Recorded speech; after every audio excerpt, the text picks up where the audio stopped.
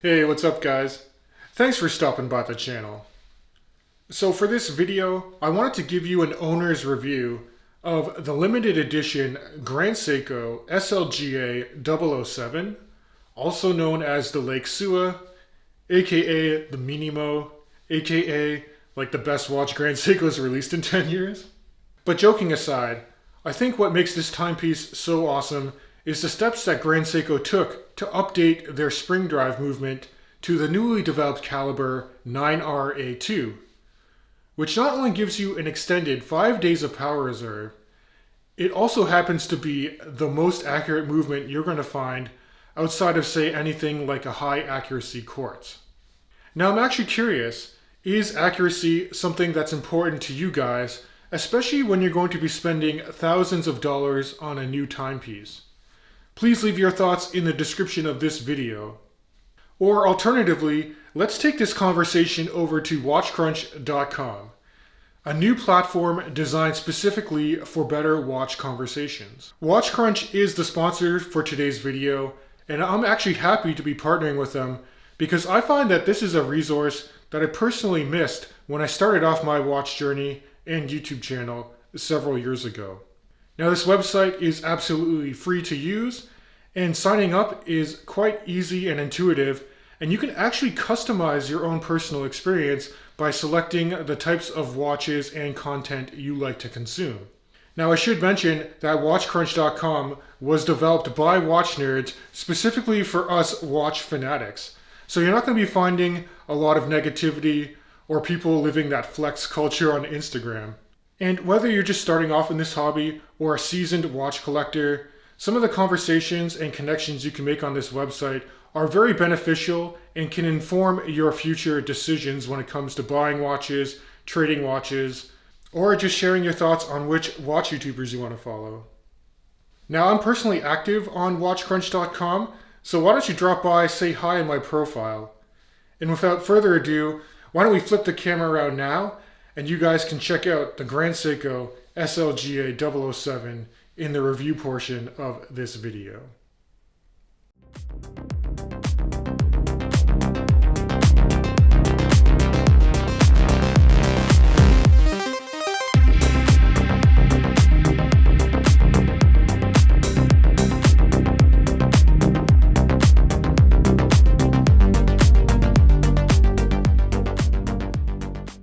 Alright, so now we're in the studio with my Grand Seiko SLGA007.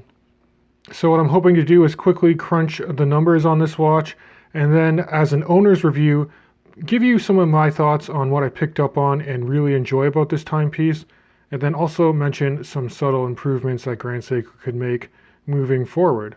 So case diameter, I measure at an even 40 millimeters across the case. If you look at the side profile, you can see that there's a nice subtle arc to the 9S case, and the lug-to-lug distance is 47 millimeters. Note there are drilled lug holes, so you can actually quickly swap out the supply bracelet for a strap if you choose to do so. I measure total height at 12.1 millimeters, and that is to the bottom of the see-through sapphire caseback and to the apex of this slightly domed front-facing sapphire crystal, which also carries some nice anti-reflective treatment. And lastly, the lug opening for the supply bracelet is an even 22 millimeters, which is a bit broader in stance than I would have expected for a watch with a case diameter of 40 millimeters, but we'll talk more about that a little bit later. Alright, so after owning this watch for over a month, there are two main things that I really picked up on. The first, as I mentioned at the start of the video, is the accuracy for this updated spring drive movement. And the second is just the execution and finishing of the dial and the new 9S Grand Seiko case. Alright, so this might not be the most scientific way to determine the precision and accuracy of a watch, but what I did when I purchased this watch over a month ago is that I synchronized it precisely with my G-Shock here that has the multiband 6 and atomic timekeeping. And as you can see, this Grand Seiko has run continuously non-stop for over a month, and the deviation, at least to my eye here, is that it hasn't even picked up a full second yet. Now to me, that's truly phenomenal, and I do think it fits in with Grand Seiko's way of underreporting or understating the accuracy of their spring drive movements, because this 9RA2 in-house spring drive caliber is actually spec'd at plus or minus 10 seconds per month, or no more than half a second per day in deviation. I'm just going to flip the watch over so you guys can see the movement through the case back and talk quickly about some of the marketing materials for this updated spring drive. So first and foremost, they have an offset magic lever for this watch, which actually reduces the overall thickness by 0.8 millimeters, so almost a full millimeter thinner than the older spring drive models. It also lowers the center of gravity, so this watch sits firmly planted on the wrist and is extremely comfortable, as I can attest. There are two mainspring barrels of different sizes, again to conserve on the overall footprint of the movement. And in terms of timekeeping precision, Grand Seiko actually hand selects its own quartz oscillating crystals after being grown for 3 months, and they're vacuum sealed inside the movement, which is also highly temperature regulated. And the power reserve needle is actually on the back for the 9RA2. Now, if you prefer a more traditional spring drive movement with the power reserve indicator on the dial, there is a 9RA5, and that specific movement was released in their anniversary edition Grand Seiko Saturation Diver about this time last year, if you're interested in checking that out. Now, flipping back to the front of the watch, in terms of operating the movement, it's very smooth and easy to operate with the Grand Seiko screw-down crown, which also affords this watch 100 meters of water resistance. I really enjoy the size of this crown. It comes in at about 6.9 millimeters in diameter, and the knurling is such that even if you have gloved hands, you can unscrew it and get a very satisfying pop. Now, if you've wound up spring drive movements in the past, it almost seems like winding up like an alternator in a car. This actually has a much smoother action than the old spring drive models, in my humble opinion. There's no wobble to the crown either. And then of course you have the intermediate position to quickly set the day. And then if you pull it all the way out to the second position, you can actually hack the movement and set to any reference time you want.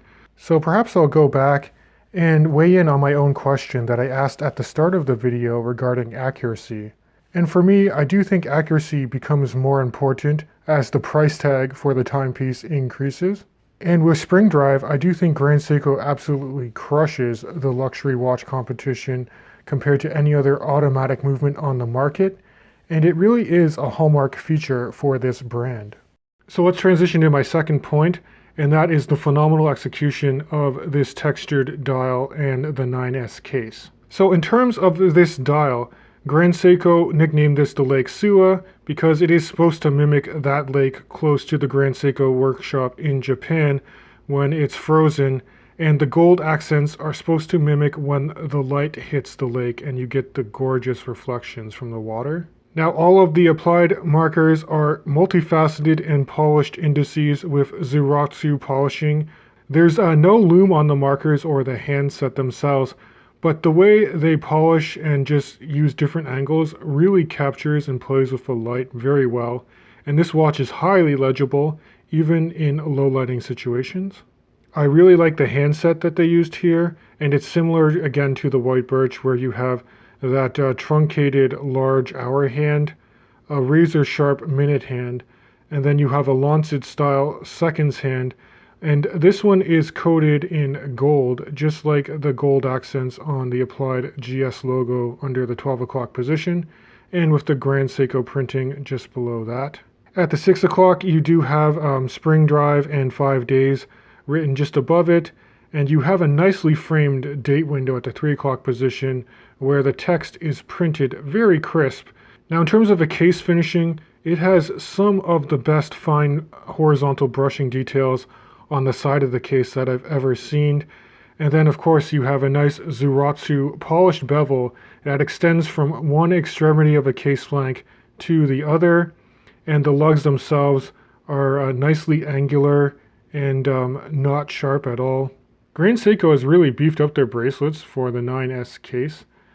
These links are a little bit shorter than what you would typically find on some other Grand Seikos. They're nicely rounded and beveled profiles that are done in high polish on the sides. and then it's purely brushed on the top side of the bracelet. It goes from 22 millimeters at the head down to about 20 millimeters before you get to the clasp. And the Grand Seiko clasp is actually executed in 18 karat yellow gold to indicate that this watch is limited edition, and it is limited to 2,021 pieces. There are no micro adjustments on the level of the clasp, but Grand Seiko improved the clasp because now it's fully integrated with the bracelet. There's no big gap here, and it's just a simple twin trigger releasing mechanism, and you have a nicely milled out swing arm section here. So here's a quick wrist shot of how the Grand Seiko SLGA007 sits on my 7.5-inch wrist. So that's 19 centimeters in circumference if you're going metric. And with the movement's lower center of gravity and the beautiful curved arc profile of the case, this watch hugs your wrist like no other Grand Seiko I've encountered, and it's extremely comfortable. Now, something I found interesting, and it actually deviates from my normal preference because I'm a bracelet guy, is I find that this watch looks and feels better on straps, because if you put it on a strap, you're going to actually lower the total weight of a watch, which sits at 173 grams, including the bracelet. But what it also does is it helps the dial pop, and it also really shows off the case shape and those beautiful tapered lugs. So if you're not in love with the Grand Seiko bracelet for the 9S case, or how the case looks on a bracelet, definitely check it out on some straps. You can thank me later. So this Grand Seiko is currently becoming one of my go-to watches in my collection, and dare I say it might become my favorite. But it's not perfect, and I do have a couple of subtle potential improvements that I'd like to discuss. So as I alluded to earlier, I do find that the lug spacing here of a broad 22 millimeters is a little too wide for a case that's 40 millimeters overall. And I do think that this is a widespread problem for Grand Seiko. You can have a 40 millimeter case from Grand Seiko and varying lug openings anywhere from 19, 20, 21, and yes, 22 millimeters, depending where you land in the Grand Seiko catalog. The 44 GS case is typically a 19 millimeter opening. I think in the Seasons collections, you get 40 millimeter watches that have 21 millimeters. You rarely have 20, and this one is 22. So what I would strongly suggest is that they actually do make this an even 20 millimeters and maybe accentuate the length of the lugs a little bit more. And the last thing I'll mention, and it's purely personal preference, is I do wish that they did have some sort of lume application on the dial. Now granted, this watch does capture and play with the light very well, but because this is a blue dial watch and it looks a little bit more sporty at times, I would have really loved to see Grand Seiko integrate lume on the applied markers and the handset, just to make this a really good all-arounder. So that's my owner's review of this Grand Seiko Lake Suwa. And again guys, I really would love to hear your feedback in the description section for this video. Or alternatively, let's carry on this conversation over at WatchCrunch.com, the sponsors for this video. Thanks for sticking around to the end. If you do enjoy the content, please consider subscribing to the YouTube channel. And as always, I can't wait to catch you guys in the next video.